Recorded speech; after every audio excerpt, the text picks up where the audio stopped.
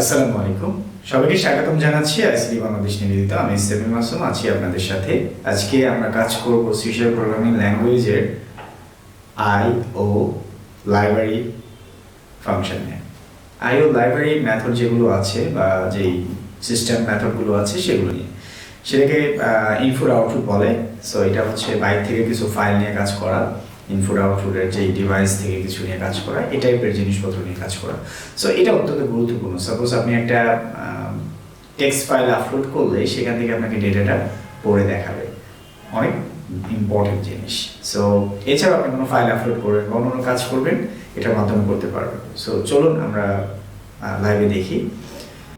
Input output নিয়ে C শার্পের live কোডের সেশনে শুরুতেই আমরা আমাদের বরাবরের মতো আমাদের আইডিটা আমরা ওপেন করব এবং ওপেন করার পর আমরা কনসোল অ্যাপ্লিকেশন দিয়ে ট্রাই করব এবং ফাইল আইও এই নামে আমরা একটা প্রজেক্ট করছি।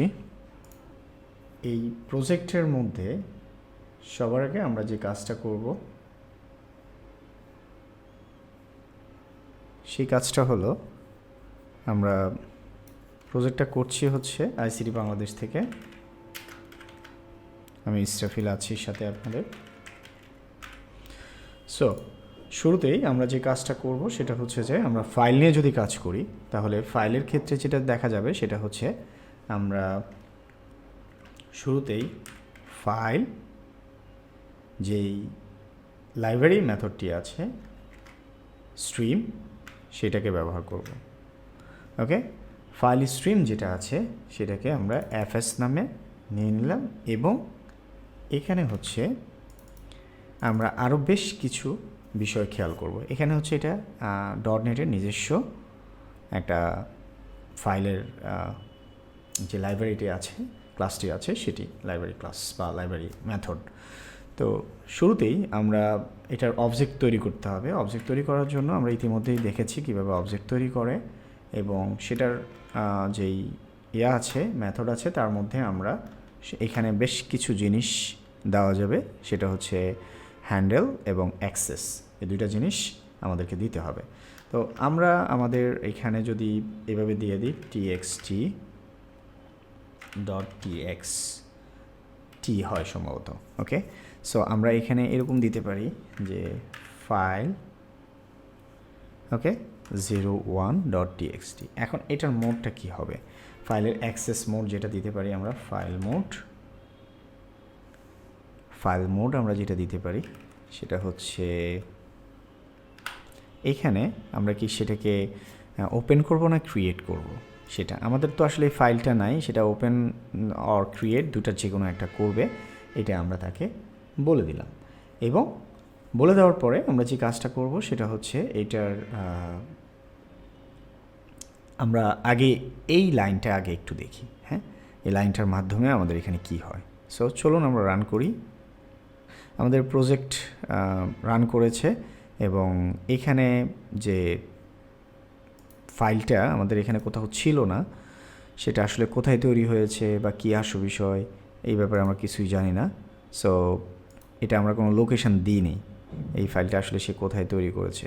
চলুন আমরা এই নামে কোনো ফাইল আমরা আমাদের সার্চ করে পাওয়া যায় কি না একটু দেখি। আসলে এটা অনেকগুলো ফাইল আছে, অনেক সময় লেগে যাবে। সো আমরা এটাকে আমাদের একটা ড্রাইভে পাঠিয়ে দিব।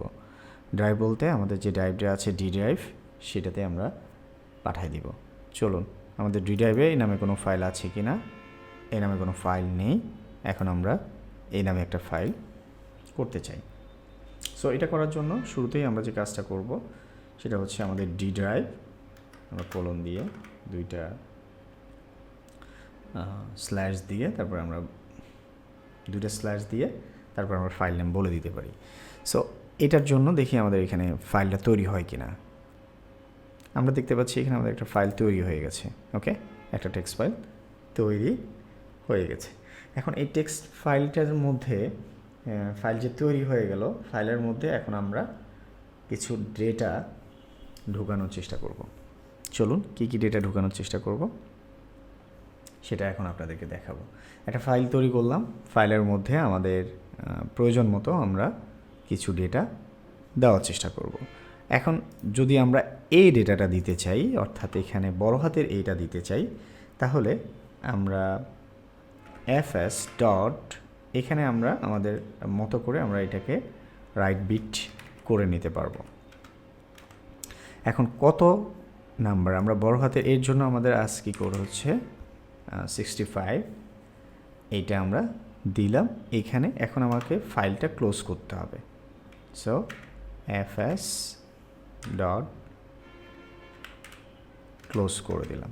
সো আমাদের ফাইলের মধ্যে কিছু নেই, এটা এই অবস্থায় থাক, দেখি কাজ করে কিনা। ওকে, এখন যদি আমরা এটাকে আবার খুলে আবার কাজ করি তাহলে কি দাঁড়ায় রেজাল্ট? অটোমেটিকলি সে এটার মধ্যে ঢুকিয়ে দিল। সো এইভাবে আপনি আপনার ইচ্ছা মতো যদি কাজ করতে চান, কোনো স্ট্রিং দিতে চান বা কোনো কিছু নিয়ে কাজ করতে চান, সেটাও করতে পারবেন। এবং এটার মধ্যে যদি আপনি অনেক কিছু লিখতে চান, সেটাও লিখতে পারবেন। সো আমরা এই দুইটাকে ক্লোজ করে আমরা আরেকটা জিনিস লিখছি, fs। এইটার আগে আমরা যেটা কাজ করব, একটা লুপ করে আমরা অনেকগুলো ডেটা ঢুকানোর চেষ্টা করব। তো অনেকগুলো ডেটা আমরা কিভাবে ঢুকাবো, আমরা int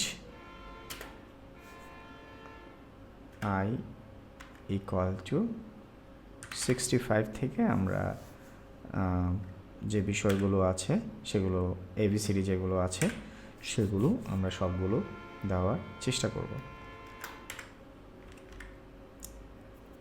90 পর্যন্ত দেই, তাহলে আমাদের জন্য জিনিসটা বুঝতে একটু সহজ হবে।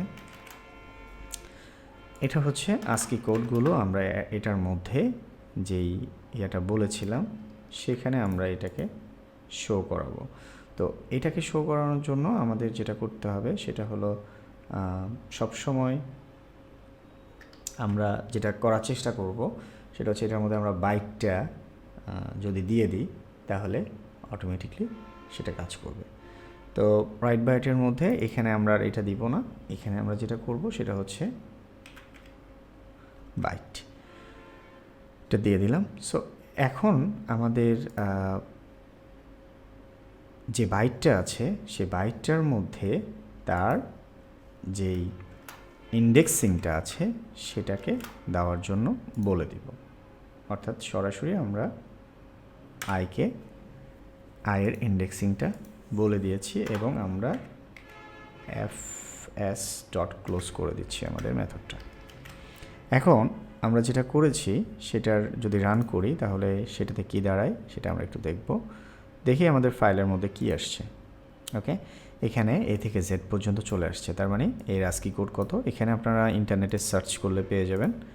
এখানে CSharp ASCII কোড লিখলে চলে আসবে কোনটার কত কোড কি আসল বিষয়, এখানে ডিটেলস আপনারা পেয়ে যাবেন। এই কোডগুলো দিয়ে দিলে অর্থাৎ আপনারা দেখেন A কিন্তু সেখানে দিতে হয় ASCII কোড, যেমন ছোট হাতের এর জন্য 97।